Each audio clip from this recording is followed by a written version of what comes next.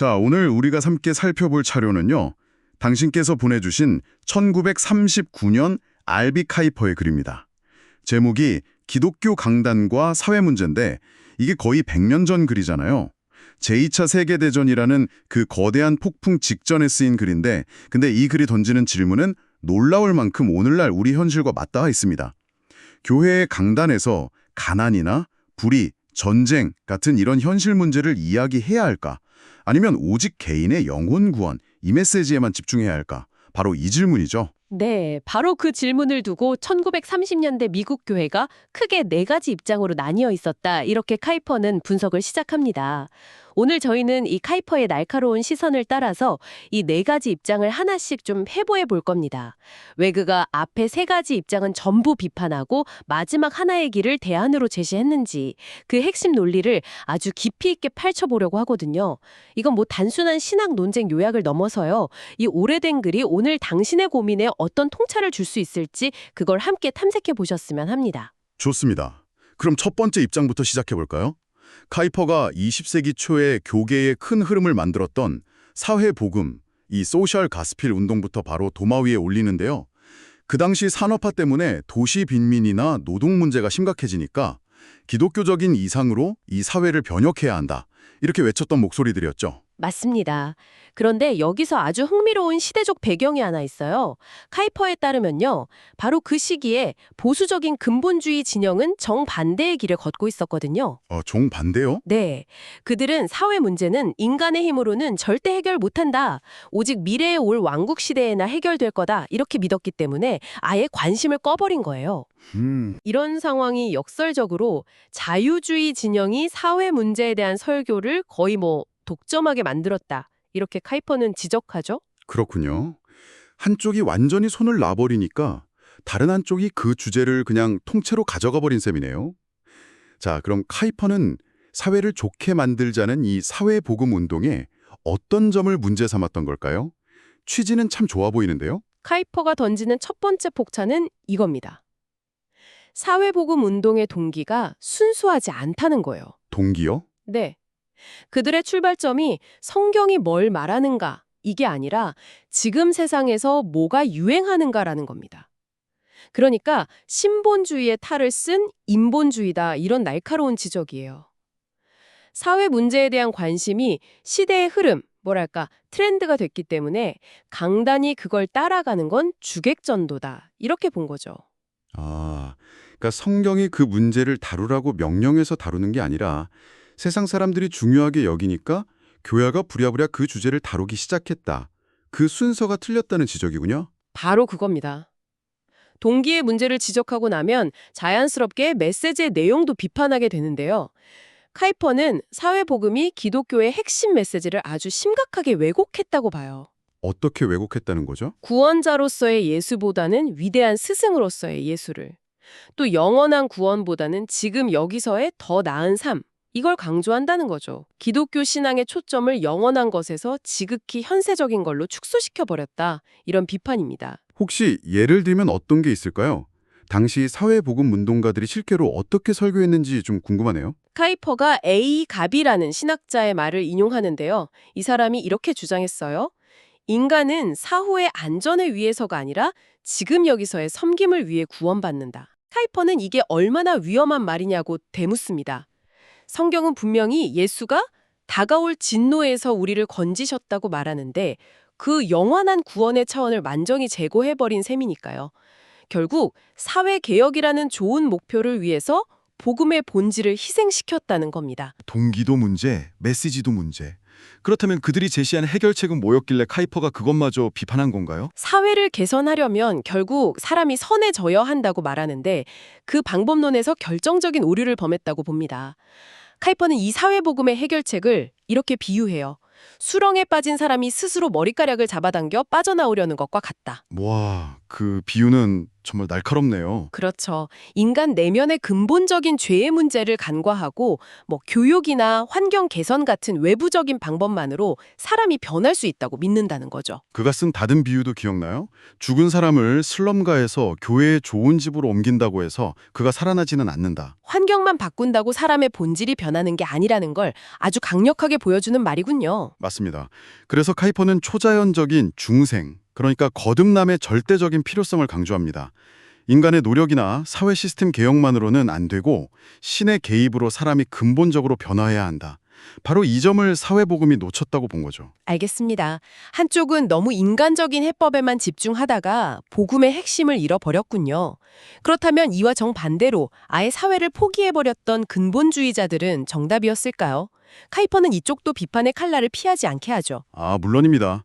카이퍼는 근본주의의 개인 복음 역시 손상된 복음, a truncated gospel이라고 똑같이 강하게 비판합니다. 복음의 절반만 이야기하고 있다는 거죠. 이 부분이 정말 궁금했어요.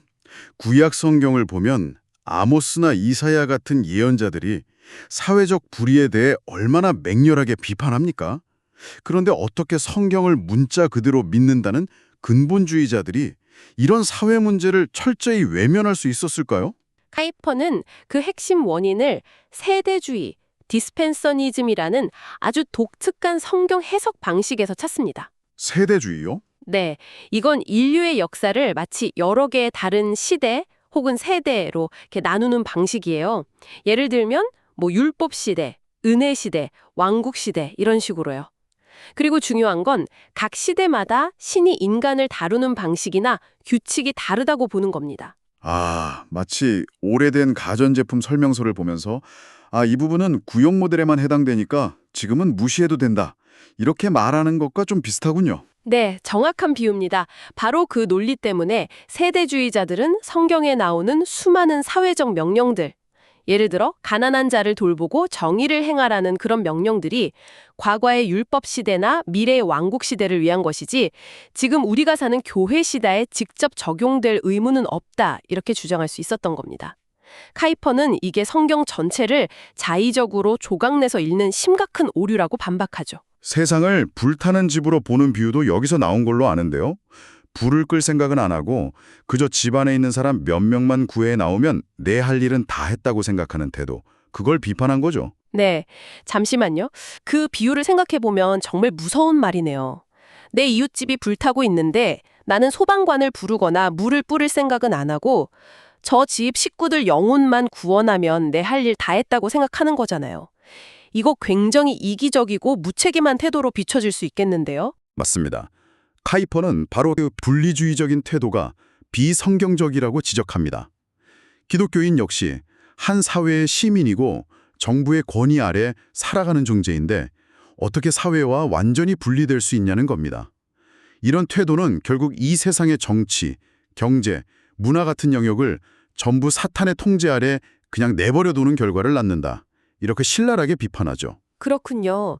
인간 중심적으로 너무 적극적인 그룹과 신비주의적으로 너무 소극적인 그룹, 양극단 모두 문제가 있다는 거네요. 이 두 그룹 말고 카이퍼는 또 다른 흐름도 분석하죠. 좀 더 철학적이고 복잡한 접근으로 알고 있습니다. 네, 바로 20세기 신학의 거대한 족적을 남긴 칼 바르티의 영향을 받은 바르트주의자들입니다. 언뜻 보면 이들이야말로 자유주의의 인본주의와 근본주의의 경직성을 모두 극복한 대안처럼 보일 수도 있었을 텐데요. 하지만 카이퍼의 분석은 다릅니다. 카이퍼님 이들의 신학이 결국 정적주의, 콰이어티즘으로 이어진다고 분석합니다. 현실 문제에 대해 아무것도 하지 않는 수동적인 태도로 귀결된다는 거죠. 정적주의라는 말이 좀 생소한데요. 말 그대로 현실에 대해서 조용히 수동적으로 침묵하는 태도를 말하는 건가요? 그렇습니다. 현실의 문제에 대해 적극적으로 개입하기보다는 관조하거나 침묵하는 태도를 의미합니다. 카이퍼가 바르트주의가 왜 정적주의로 흐를 수밖에 없는지를 설명하는 그 논리가 아주 흥미로운데요. 크게 두 가지 이유를 듭니다. 첫 번째 이유는 뭔가요? 바르트주의자들에게 성경은 모든 시대와 상황에 적용되는 영원불변의 윤리 레시피북이 아니라는 겁니다. 오히려 매 순간 신에게 직접 오늘 저녁은 뭘 만들어야 할까요? 라고 묻는 것과 같아요. 어제는 파스타를 만들라고 하셨어도 오늘은 완전히 다른 걸 원하실 수 있다는 거죠. 신의 뜻은 성경 텍스트에 고정된 게 아니라 매 순간 새롭고 예측 불가능하게 주어진다. 이렇게 보기 때문입니다. 그렇다면 사회 문제에 대한 일관되고 객관적인 성경적 해결책 메뉴판 같은 걸 만드는 건 원천적으로 불가능하겠네요. 이 문제에 대한 성경의 원칙은 이것이다 라고 딱 잘라 말하기가 어려워지는 거군요. 바로 그 지점입니다. 그러니 사회 문제에 대한 기독교적인 프로그램을 세우는 것 자체가 불가능해지죠. 두 번째 이유는 더 결정적인데요. 그들은 신의 왕국이 인간의 점진적인 노력으로 개선되는 게 아니라 미래의 어느 날 갑자기 하늘에서 뚝 떨어지는 것처럼 임하는 종말론적 사건이라고 봅니다. 신의 급작스럽고 완전한 개입으로 완성된다는 것이죠. 그렇게 믿는다면 지금 우리가 여기서 사회를 조금이라도 더 좋게 만들어 보려고 애쓰는 모든 노력이 결국 헛된 몸짓처럼 느껴질 수 있겠네요. 어차피 신이 한 번에 모든 걸 해결하실 텐데 말이죠. 맞습니다. 그래서 결과적으로는 사회 문제에 대해 침묵하거나 수동적인 태도를 취하게 된다는 것이 카이퍼의 분석입니다. 자유주의와는 완전히 다른 신학적 전제를 가졌지만 사회 문제에 대한 무관심이라는 결과에 있어서는 근본주의와 비슷해지는 아이러니가 발생하는 거죠. 정말 흥미롭습니다. 자유주의처럼 인본주의에 빠져서도 안 되고 근본주의처럼 사회를 외면해서도 안 되고 바르트주의처럼 철학적인 이유로 수동적이어서도 안 된다면 듣다 보니 정말 그래서 어쩌라는 거지? 라는 질문이 절로 나오는데요. 이 모든 비판 끝에 카이퍼가 제시하는 대안은 무엇이었을까요? 이 입장은 카이퍼 자신이 속했던 칼뱅주의 혹은 개혁주의 신학 전통에 깊이 뿌리내리고 있습니다. 포괄적이라는 말은 앞서 갈라졌던 개인의 구원과 사회적 책임을 모두 포함한다는 의미겠군요. 사실 앞서 비판했던 자유주의와 근본주의가 각각 한쪽 날개만 가졌던 셈인데 이걸 통합하려는 시도라고 볼 수 있겠네요. 정확합니다. 하지만 어떻게 통합하느냐가 중요하겠죠. 카이퍼가 제시하는 포괄적 복음의 출발점은 아주 명확합니다. 바로 초자연적인 개인의 중생, 즉 거듭남이 모든 것의 시작이자 절대적인 전제 조건이라는 겁니다. 선한 사람이 없이는 선한 사회도 없다. 바로 이거죠. 이 점에서 인간의 선함을 믿었던 자유주의와 아주 명확하게 선을 긋습니다. 거기서부터 시작해서 개인의 변화가 어떻게 사회적 책임으로까지 자연스럽게 연결되는 건가요? 그 연결고리가 가장 중요할 것 같은데요. 카이퍼는 몇 가지 중요한 연결고리를 제시합니다. 첫째, 기독교인이라면 성경의 어떤 부분이 아니라 전체를 신의 말씀으로 받아들여야 한다는 겁니다. 아, 전체요? 네. 그렇다면 당연히 성경이 그토록 많이 다루고 있는 가난, 정의, 억압 같은 사회 문제 역시 외면할 수 없는 우리의 의무가 된다는 거죠. 세대주의자들처럼 성경을 임의로 잘라내서는 안 된다는 겁니다. 논리적이네요. 성경 전체를 믿는다면 성경이 말하는 모든 주제에 관심을 갖는 게 당연하다는 말이군요. 땅의 소금과 빛이라는 정체성을 가져야 한다는 겁니다. 불타는 집에서 사람만 빼내는 게 아니라 부패를 막는 소금처럼 사회 속으로 들어가고 어둠을 밝히는 빛처럼 사회 안에서 살아가야 할 책임이 있다는 거죠. 마지막으로 가장 중요한 신학적 기반이 있는데요. 바로 그리스도의 왕국, 즉 하나님의 나라에 대한 이해입니다. 왕국이 미래에만 오는 게 아니라는 뜻인가요? 그렇습니다. 그리스도의 왕국은 단순히 우리가 죽어서 가거나 미래에 임할 막연한 소망이 아니라 이미 지금 여기에 임하고 있는 현실이라는 믿음입니다. 그리고 그리스도의 통치, 로드십은 교회의 울타리를 넘어 정치, 경제, 문화, 예술, 학문 등 삶의 모든 영역에 미친다는 영역주권 사상입니다. 그렇기 때문에 신자는 사회의 모든 영역에서 하나님의 뜻이 이루어지도록 노력해야 할 책임이 있다. 이런 결론에 이르게 되죠. 하지만 바로 이 지점에서 굉장히 현실적인 질문이 생깁니다. 강단에서 사회 문제를 다루는 건 좋은데 어떻게 다룰 것이냐는 문제죠. 자칫하면 설교가 정치 선동처럼 변질될 위험도 있지 않습니까? 카이퍼도 이 부분에 대해 아주 중요한 경고를 덧붙이죠. 네, 바로 그 부분이 카이퍼의 제안을 매우 현실적이고 균형 잡힌 것으로 만들어주는 지점입니다. 그는 설교자가 강단에서 사회학자나 경제 전문가 혹은 정치 평론가 행세를 해서는 절대로 안 된다고 강력하게 경고합니다. 아, 예를 들어 최저임금을 시간당 얼마로 정해야 합니다. 라거나 이번 선거에서는 어떤 정당을 찍어야 합니다. 이 법안은 찬성하고 저 법안은 반대해야 합니다. 같은 구체적인 정책 처방을 내리는 건 설교자의 역할이 아니라는 겁니다. 그럼 설교자는 대체 무엇을 해야 하는 거죠? 추상적인 이야기만 하라는 뜻은 아닐 텐데요. 설교자의 임무는 성경에 담긴 영원한 진리와 보편적인 정의의 원칙을 선포하고 그것을 오늘날 우리가 마주한 구체적인 문제에 적용하는 것이라고 말합니다. 가령 도둑질하지 말라는 영원한 원칙을 선포하면서 노동자의 싹을 부당하게 척취하는 고용주의 탐욕을 비판할 수 있겠죠. 동시에 태업이나 불성실한 태도로 회사에 손해를 끼치는 직원의 부정직함도 책망할 수 있고요. 특정 정책이 아니라 그 기저에 깔린 원칙을 다루는 겁니다. 아, 그러니까 구체적인 해법을 제시하는 기술자가 아니라 올바른 방향을 가리키는 나침판의 역할을 해야 한다는 말이군요. 완벽한 정리입니다. 그리고 카이퍼는 그 모든 메시지가 궁극적으로 어디로 향해야 하는지를 분명히 합니다. 모든 사회 문제의 근원은 결국 인간의 죄이며 그 죄를 해결할 수 있는 유일한 길은 바로 그리스도의 십자가와 부활뿐이다. 이 사실로 귀결되어야 한다고 강조합니다. 십자가라는 영적인 해법 없이는 그 어떤 사회 개혁도 근본적인 해결책이 될 수 없다는 거죠. 듣고 보니 카이퍼의 주장은 단순히 이것도 하고 저것도 하자는 식의 어설픈 절충안이 아니네요. 십자가 중심의 복음이라는 확고한 중심축을 가지고 개인의 구원과 사회적 책임을 유기적으로 연결하고 있습니다. 그가 남긴 말이 있죠. 사회적 불의를 외면하는 설교는 십자가의 의미를 축소하는 것이며 십자가 없이 사회 문제를 해결하려는 설교는 울리는 꽹과리에 불과하다.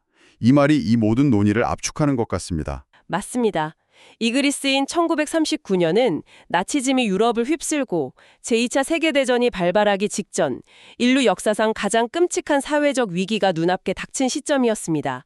그런 시대적 배경 속에서 카이퍼는 교회와 강단이 어떤 목소리를 내야 하는지 치열하게 고민했던 거죠. 그리고 그 고민은 오늘 우리에게도 여전히 도발적인 질문을 던집니다. 어떤 질문일까요?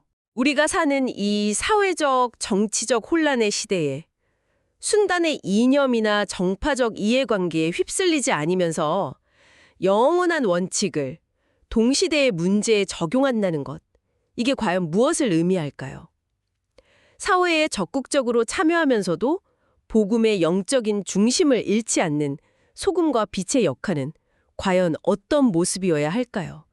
당신께서 이 자료들을 통해 한번 깊이 생각해 보실 만한 질문이 아닐까 싶습니다.